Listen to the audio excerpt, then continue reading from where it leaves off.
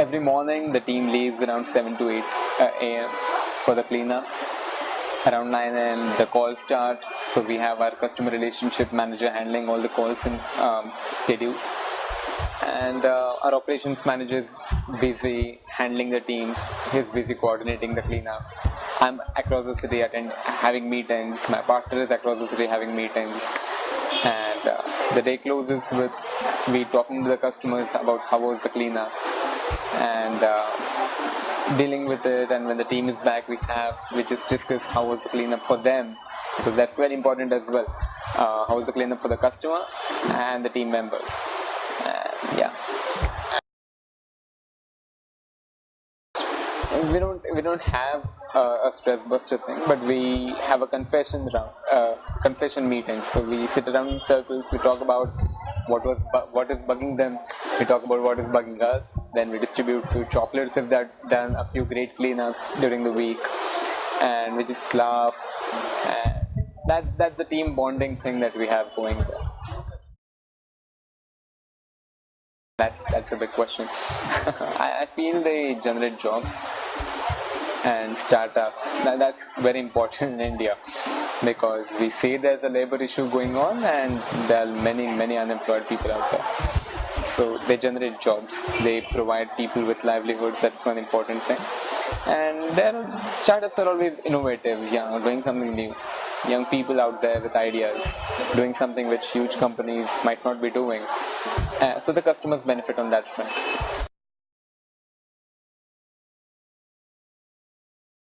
I'm not sure. I think it's Bangalore. Mumbai is great as well. Okay. Bangalore is good as well. So.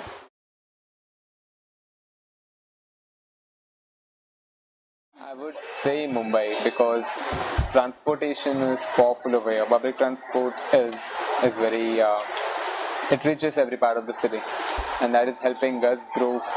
Since we don't have vehicles yet, Mumbai is being really helpful with all its local trains, taxis and buses. Traffic is a huge problem in Bangalore. It's not really a problem in Mumbai as much as Bangalore.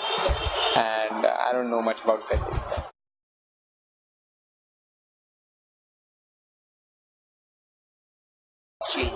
Hammer & Mob started with a huge pivot in itself, because from repairs and maintenance company we switched to a cleaning company. That was a major pivot. After that, we experimented with many things. We were in salons for a while, we were in residential buildings, we were in offices, we even tried restaurants. We tried many things.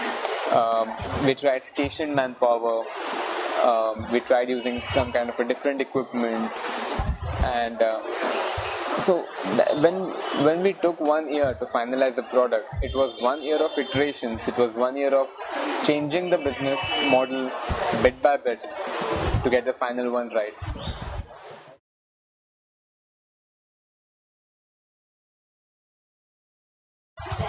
You do need money to start up, but then there are many avenues to get money as well. Some of your friends or your family might put in some money. 20,000 to 50,000 is enough. It depends on the idea, of course, but then you can approach banks if you have a small product, say you are in products. You might approach certain angel investors as well. They might just give you something to start with, provided you have a plan, provided you can show them the returns.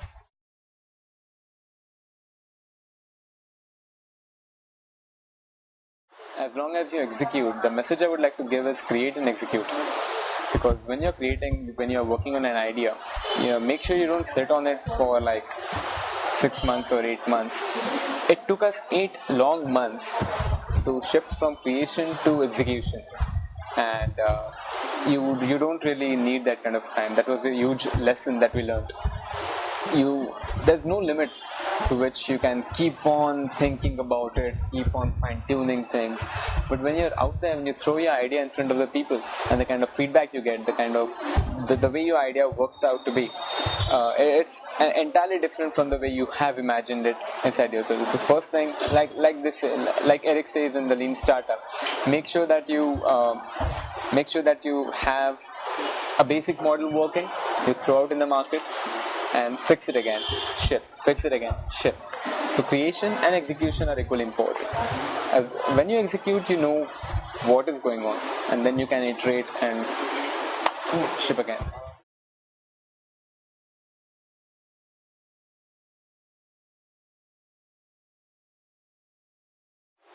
I'm totally into services, so there's a lot to do when it comes to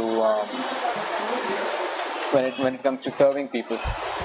There are a lot of unfulfilled needs out there, and trust me, there's a lot to do. There's a lot of money here. As to services, but in what areas do you think? I have a couple of friends who have errands services as startups. I have a cleaning company. It's a pretty hot sector as well. Errands is a hot sector. Spas is a hot sector. Restaurants is a hot sector, provided how you distribute. Healthcare is a powerful sector. Again, it depends on how you're reaching out to the customer. So there's a lot of scope to do business in India.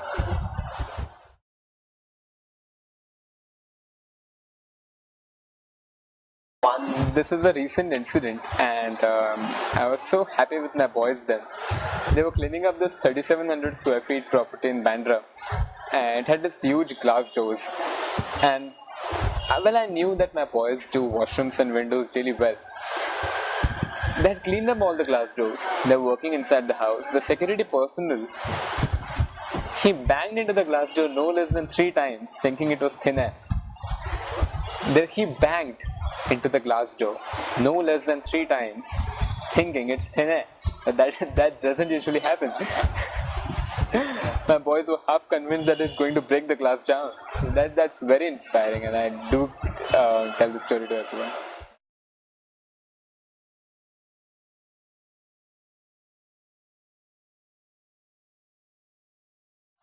Doing a wonderful job is an amazing thing in itself. Doing your own startup is amazing as well. It just depends on what you want to do. Don't hesitate. Take the leap as and when you want it. Don't think too much. Don't think that you would get some experience in a job and then you might start up, and don't justify. Alright? Just know what you have to do and do it. Things will fall into place if you really understand what you want. He said when you want